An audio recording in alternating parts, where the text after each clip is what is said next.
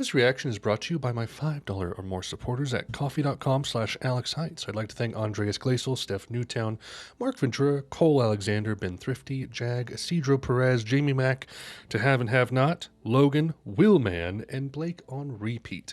Thank you all so much for sponsoring this video, supporting me, my family, the channel. I appreciate it immensely, and I hope you enjoy this video.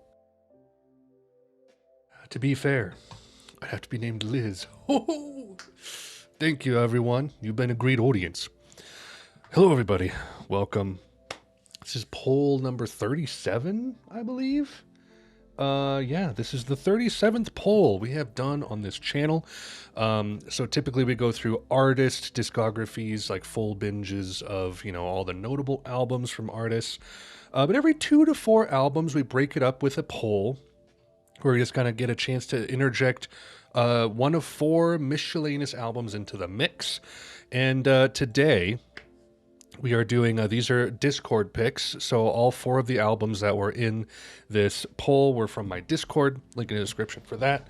And my coffee supporters, as little as $1 a month, were able to vote in this poll. And as you can see here, we have a clear, definitive winner. Only 6 votes out of my 15 coffee supporters. What are you guys doing? But yeah, Liz Phair just slowly edged out. It was tied with Fugazi for a little while. But we have the full spectrum here of different kinds of albums. And yeah, so today we are doing Exile in Guyville. It should be an interesting listen for sure. For those who don't know, I do unedited reactions on my coffee page, coffee.com/AlexHeitz. For $5 a month, you can get access to the whole back catalog of unedited reactions from Modest Mouse going forward. That's April of 2021. So about 4 years worth of unedited album reactions. You can also hop in at the $1 per month level, get access to voting in polls, such as this one, that we do every 2 to 4 albums, breaks up the monotony of going through artist binges, and get to just interject these random miscellaneous albums. Also, got to shout out NordVPN, link in the description for that. I have an affiliate link. Great VPN, great speeds, great prices. If you're in need of one, check them out in the description. Exile in Guyville.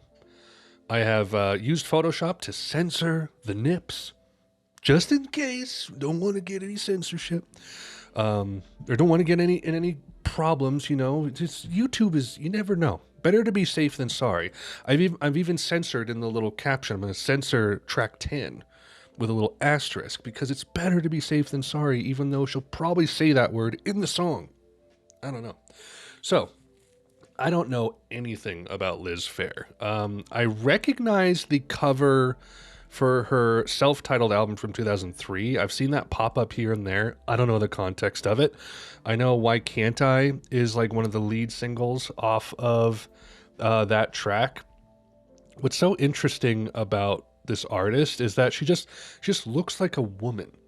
Like she looks like her name is like Jessica, and she, like, I don't know. It's like she just looks like a standard typical woman and not who you would expect to have made like lo-fi jangle pop singer-songwriter indie rock in the 90s, like I have a specific image of in my head of that kind of person that I see all the time, and she just kind of defies it. She just looks like a person. It's kind of remarkable.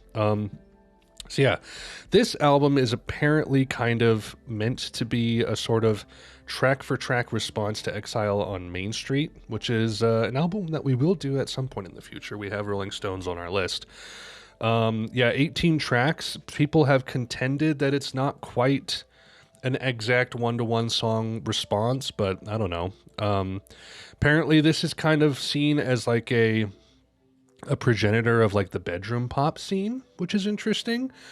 Yeah, I don't have any context for this, and I tried kind of looking into it without getting too much spoiled or anything like that. Not that you can spoil an album, but I don't know. It's just I'm eager to just listen. I'm curious to know if I will enjoy it or if it'll be like too strong of a taste. Because like when I listened to PJ Harvey, we did 2 PJ albums. I was a little torn, like, because, you know, there was the punk blues stuff that I wasn't as into. There was the noise stuff that I wasn't as into. But here we have, like, just kind of this lo-fi indie rock jangle pop thing. Also kind of classified in the Chicago school scene, which I think is a really strange umbrella of post-rock. But, yeah, I don't know. No idea what to expect. 18 tracks, 55 minutes long. Who did the production here? Brad Wood, as well as Liz Phair. I don't know anything about Brad Wood. What else did you do, dude? What have you been a part of? The Problem with Me. Sunny Day Real Estate. Okay. I see ya. Oh, a little bit. Did saxophone on Sybil's Reverie. Look at that. Me Without You. That's funny. Yeah, I don't know. I'm just gonna dive in. Just gonna listen here. Without any further ado, let's go ahead and get started with the first track. 6 foot 1 inch.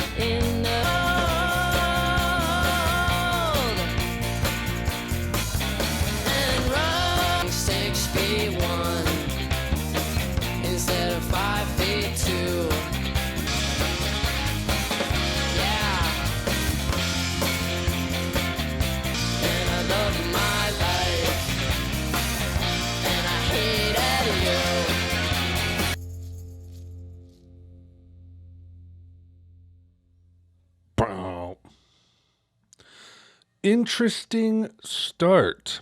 Gosh, I wish I could put my finger on what that guitar tone reminds me of. It definitely has the jangle. It has the like chorusy tremolo, treble kind of effect on it.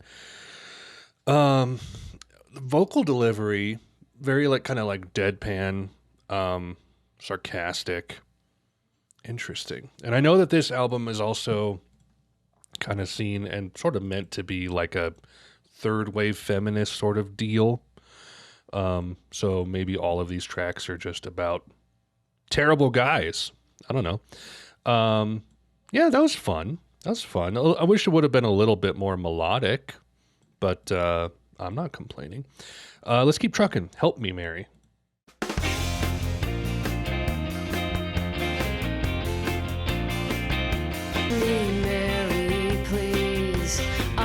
My home to the marks about me.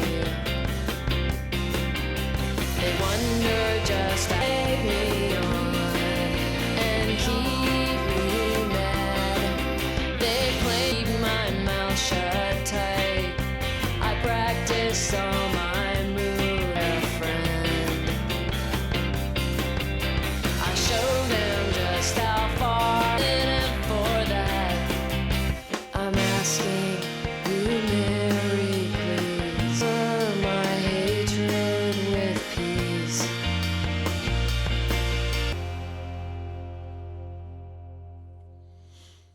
Nice. I like that. I like that little the like little slappy kind of chunky. What's the word I'm looking for? Bouncy. I don't know. It's just kind of like the way the bass was. The way the bass was. I liked how that was. As far as the lyrics go, looking into it, Guyville was a specific scene in Chicago, predominantly male indie rock. And they had their little establishment of like who was cool, who was in it, who played in what band. That's interesting. And I also like it's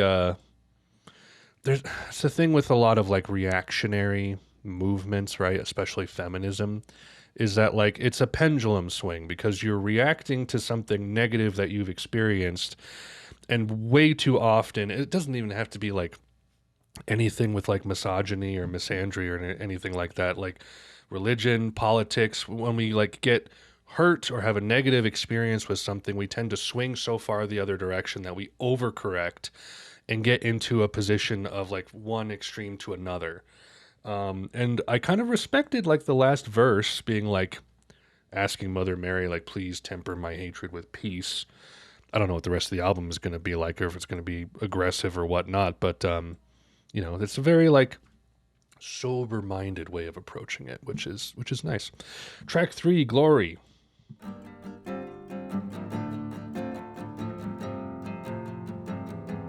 Rolls way out, snaking around in the cloud, pulls you back. Circa 1981, people finding some glory.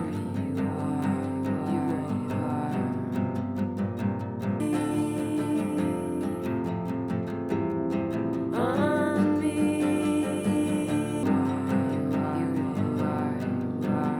glory on me. Nice. I like that. The Elliott Smith fan in me liked that quite a bit. Yeah, like that's the kind of stuff I want to be able to write, you know, like very simple. It's got the folky guitar. I shouldn't say folky guitar. It's just an acoustic guitar. You know, we got to get away from that idea of folk being just acoustic. But like the nice, you know, the inner voicing. Not a lot of people do inner voicing when they play just simple acoustic guitar chords, and Elliot did. I loved it. I tried to do it in mine, and it was here, and it was cool. Very good. Dance of the Seven Veils. Johnny, my love, get out of the business. It makes me plastic. Toss you up and pump you full of lead. White and shiny platter, and I am gonna get your. Because I'm a real cunt in spring. You can rent me dinners, bring Mayflowers. Got us a witness, now all we gotta do is get a pre. I love you're already dead. Highly ask, please. Mayflowers.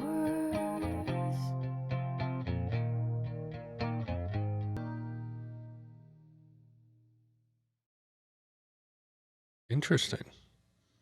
Vocal delivery got like very like, you know, went up in a higher register, got more fragile. It kind of accented the lyrics, you know, in an interesting contrasty way. Not bad. Not bad. Yeah, this is cool music. I'm very surprised that I didn't know about this sooner, because this seems very significant, especially in like like it mentioned before, the bedroom pop scene. Like this feels very intimate, kind of ramshackle, simple, and it's just like adept musicianship, you know? I like it. I like it. Never said, never meant.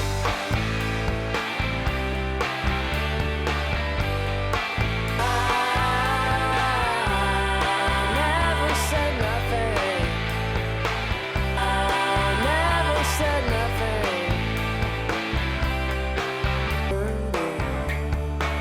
Don't know who's spreading it round. Never said nothing.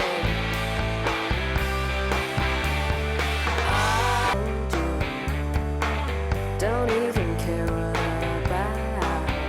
Don't look at me sideways. Don't even look me straight on. I never said nothing. I never said nothing.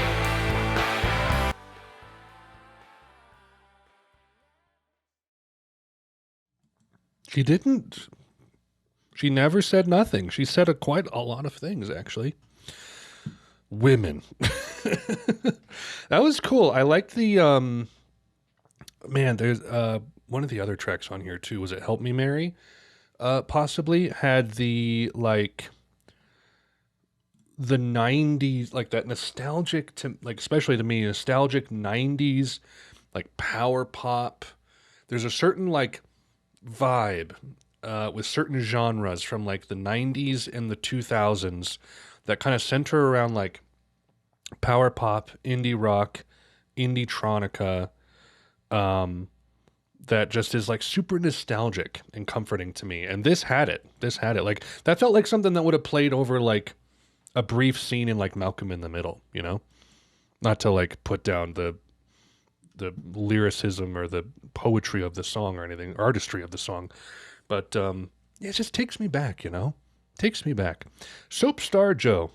Hero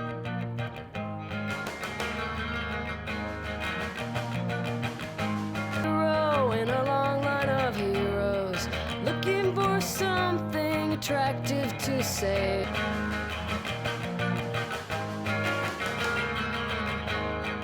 He's just a hero. He sprung from the skull of Athena.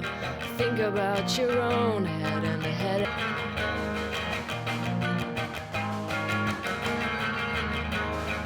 He's just back out the dashboard lights, glowing all green and white. A pickup, and he won't leave town till you remember his name.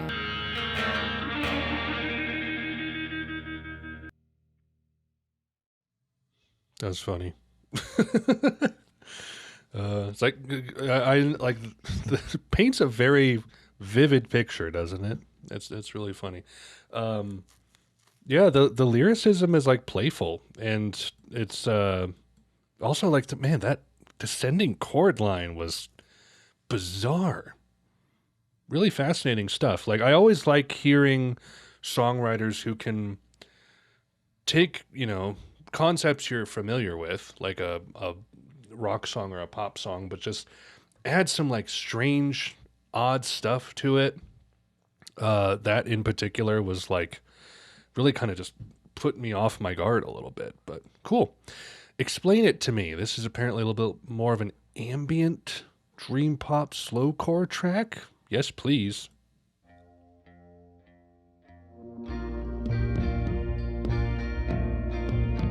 Head underwater keeps getting.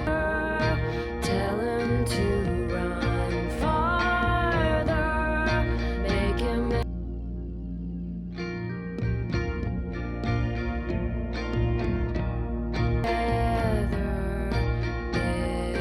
It's like weather. Never should.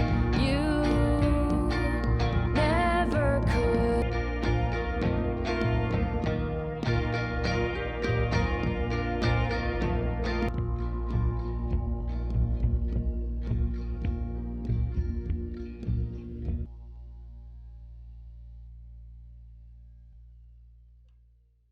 That's a cool track. A little bit of a plateau as far as phrasing goes. Just kind of rose to something, stayed there, and then came back down. I like that kind of descending melodic line, though. Really interesting chord voicings there, too. And it's also nice that we're kind of getting into something a bit slower here in the middle, because the next track is also kind of taken from a similar vein. It looks like it's maybe a little slower and dreamier and ambient. So I'm just going to keep going. I'm just going to keep going. Canary.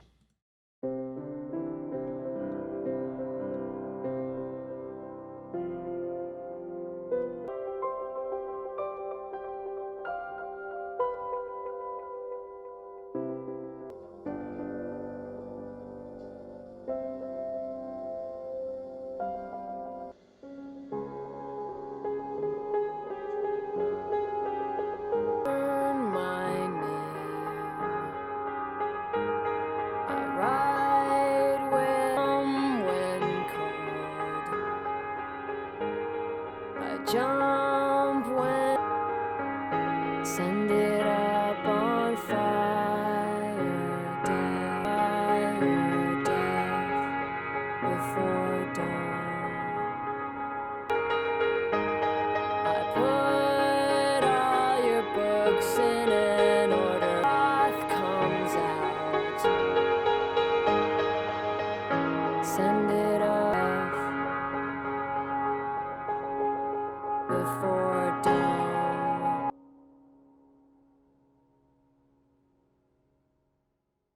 Fascinating. Man, the lyricism is it's so vivid. Um, Like I said, it's painting a very vivid picture. That's cool. Um, I'm not like super in love with her vocal delivery. It's not bad, but like it when it has that kind of like deadpan, like I'm just saying this stuff like it's whatever. Um, I don't know. I wish it was maybe a bit more melodic. It's not even really like a criticism so much as like a preference kind of thing.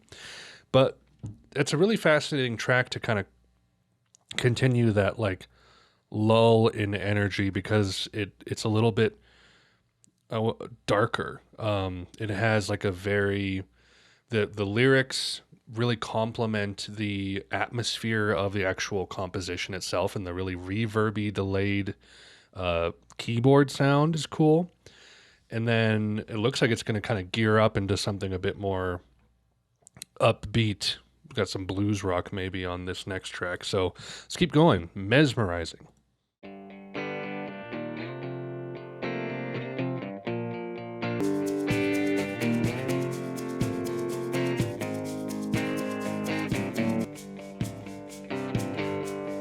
You said things I wouldn't say. On my hands in place, boy. Parts two rivers met.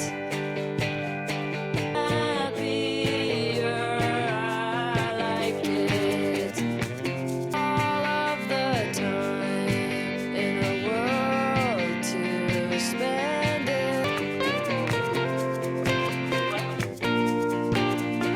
Mesmerizing world to spend it, wild and unwise, mesmerizing too.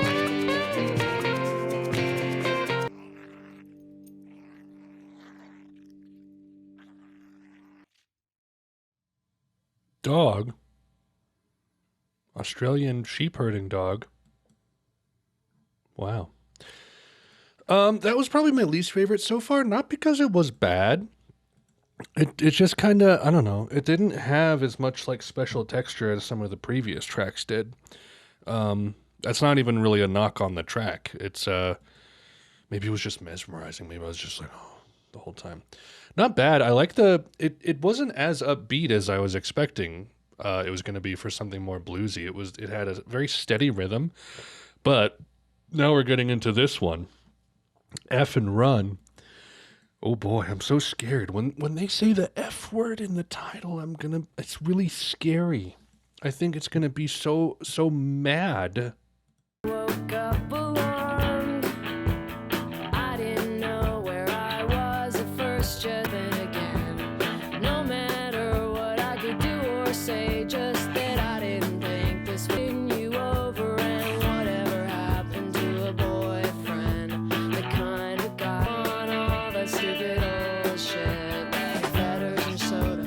Said you had a lot of work to do, but I heard the rest in your head. In my bones, I'm gonna spend another year alone. It's fucking run, and I was 17. Fucking run, fucking run.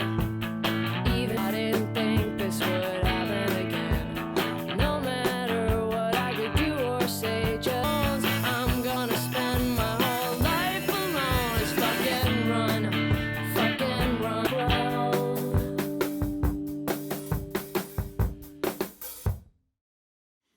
When you were 12? Easy does it. My gosh. Again, I like that, it's got that power pop melodicism, which is nice. But again, like I just a little bit more melody.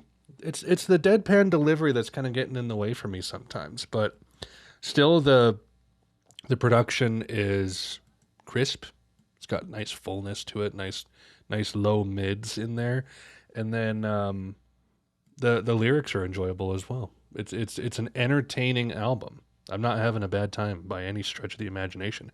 We're halfway through though. We're halfway through. Girls, girls, girls.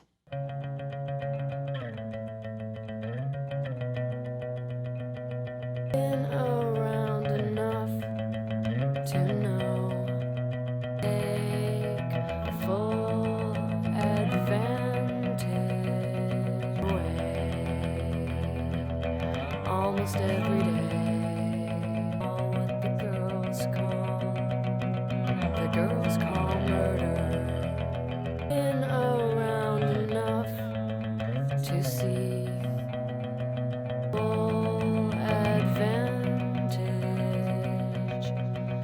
of it.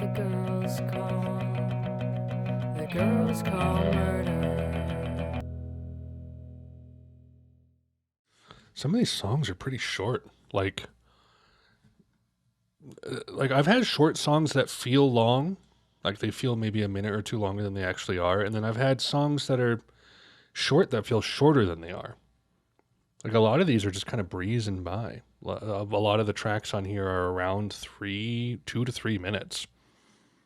Shatter is 5.5 minutes. That'll be interesting. But yeah, interesting like guitar lines. It kind of, elements of it are reminding me of PJ a little bit, with just kind of that like feminine saltiness, you know? You can kind of sense it in there. Not necessarily a highlight. It was okay.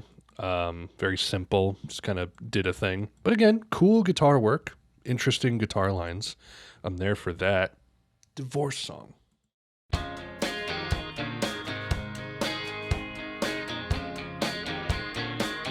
I asked for a separate room. It would if I'd known how that would sound to you. Rest of my life just to prove I was right, that it's harder to be friends than lovers. That I lost the map, but when you said that I wasn't worth talking to, boxed it up and buried it in the ground. Boxed it up and buried it in the ground. In my hand, a loaded gun, and then told me not to fire it. Waste my time. It's never been a drag. So take it and said you had to stick around until I was dead. I guess I already am. But you've never been no waste.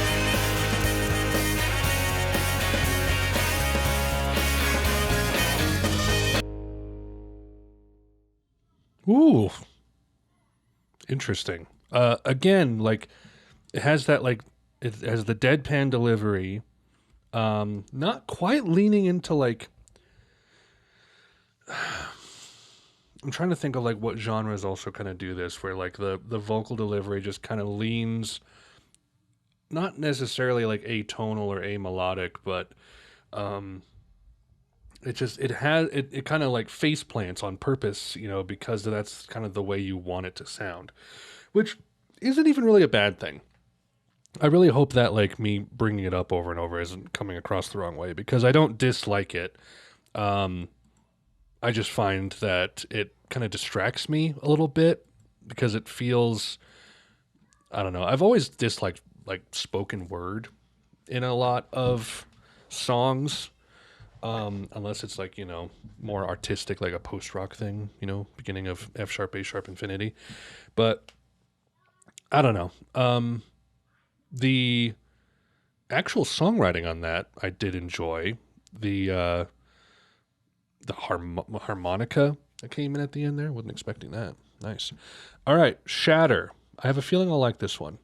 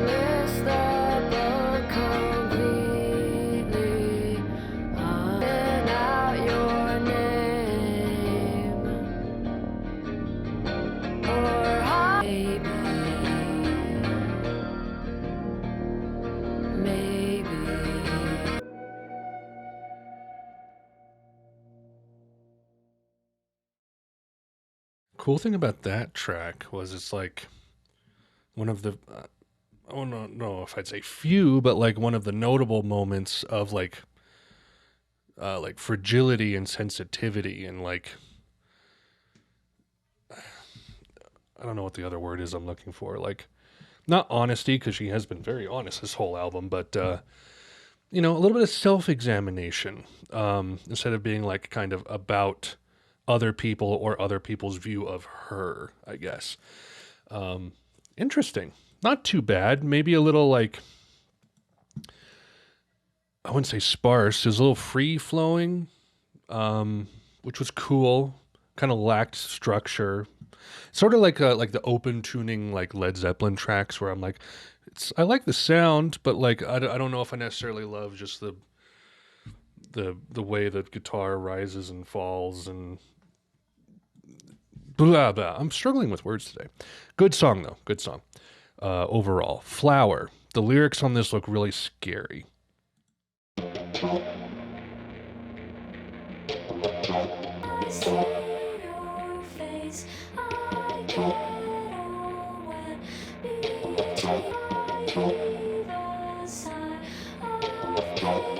To fuck you like a dog, I'll take you home and make you like it. Every fuck you and your minions too. Your face reminds me of a flower. And everything you say is so obnoxious, funny, true and mean. I want to just want your fresh young Jimmy, jamming, slamming, ramming in me every time. Goodness. The like interesting like having the intro verse like repeats like in you know slower. Well, I guess it is kind of the same speed as it was in the intro, but then saying the other verses over the top of it like twice as fast. Really interesting little guitar chime. Wow, cool. Interesting. Apparently, it's like a response to the track off of Exile on Main Street, Let It Loose. So he's saying, let it loose, stop being an uptight girl from the suburbs. I'm like, okay, really, here you go. So yeah, man. That's, you know, I'm not going to go defending the Rolling Stones or any of the rock star culture. Anyway, next track is Johnny Sunshine.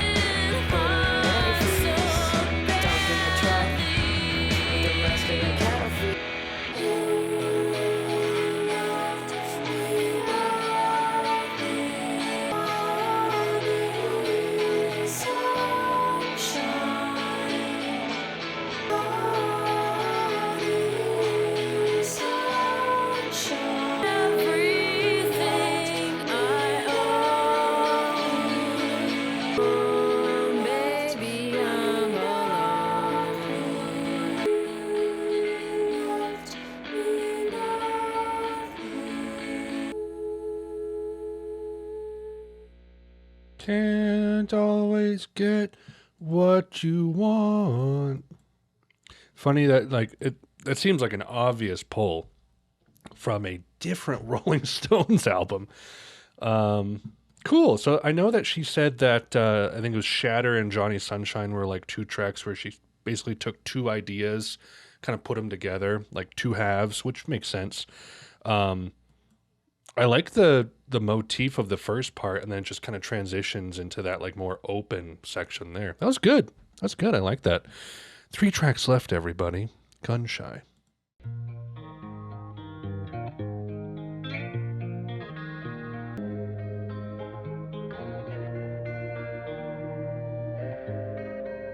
In hand, two in the bush. Seems like the small things are the only thing. Gunshy monkeys do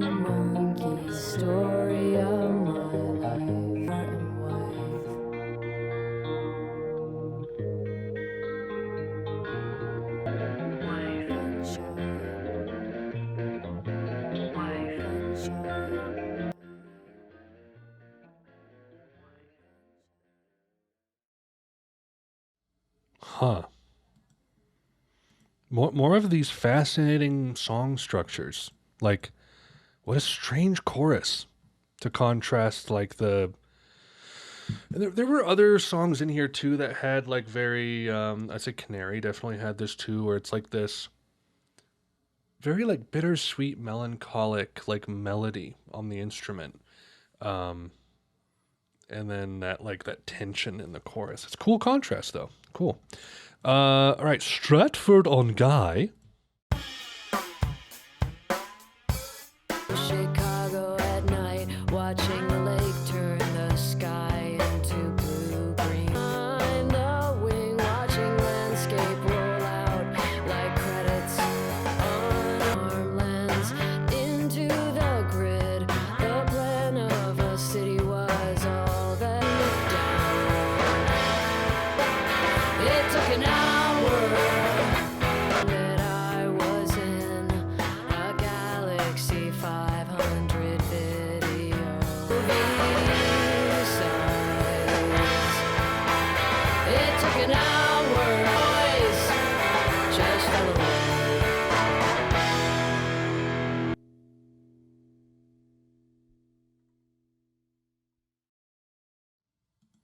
Is that a song about how weird it is to fly? Like, unless I'm, like, missing something, it seemed like it was just about, like, hey, isn't it weird to fly? I don't know. Interesting, though. Again, with fascinating chord choices mixed with, like, kind of the stilted. There was a bit of, like, that grunge melodicism on it as well. Interesting. What an interesting album to be listening to right after Nirvana in the 90s alt rock scene, huh? All right, final track, everybody. Strange Loop. You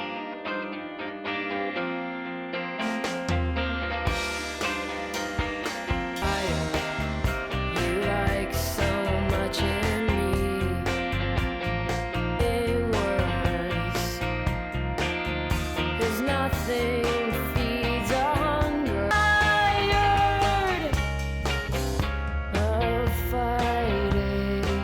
Shock you if I drove right out to the back of your eyes. I can't be trusted. I knew.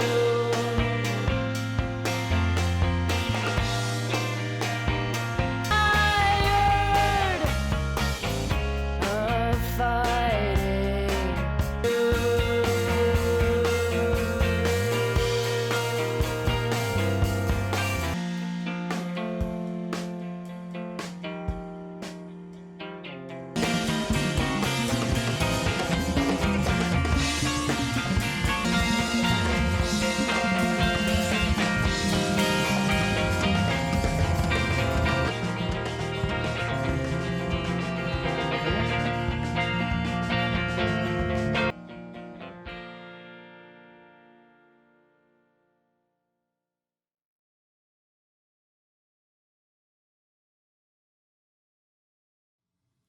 There's like a minute left.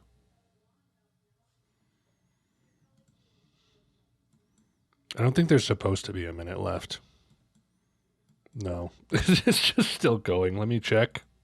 Yeah, it's just a long ending for some reason. Yep, end of the file. Okay. That was cool. Guitar line was interesting.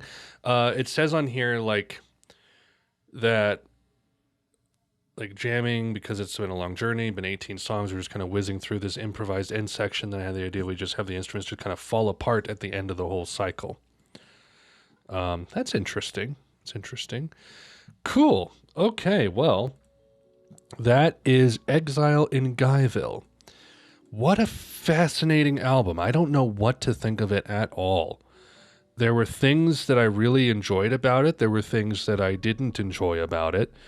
I'm fascinated between, like, her relationship with Brad Wood, because he was very prominent on this album. He did a ton of different contributions, not only just to production, but with the instruments as well. A bunch of, like, bongos, maracas, synthesizers, stuff like that.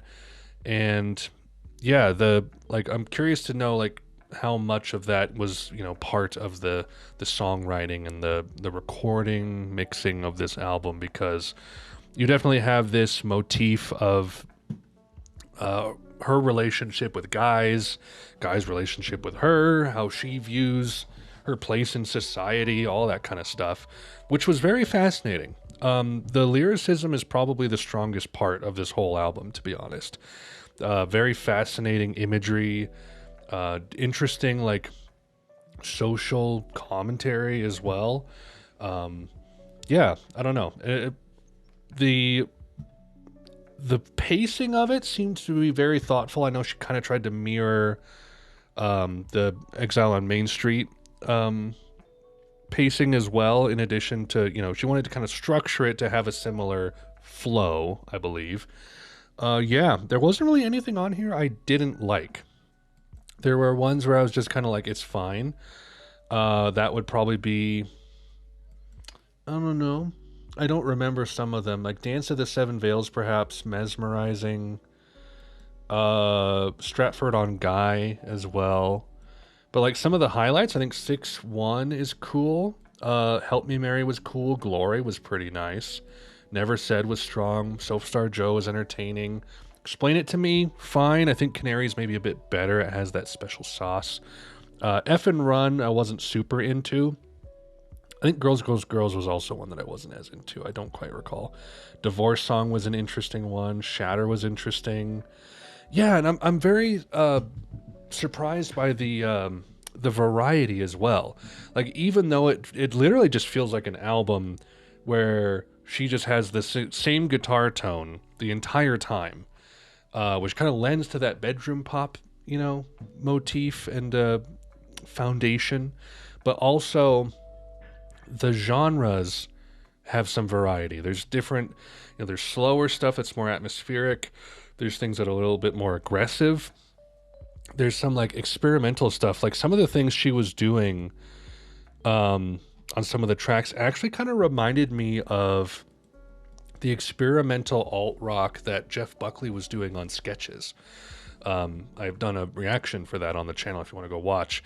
But like toying with just weird guitar voicings and chord structures, and she was doing that here too.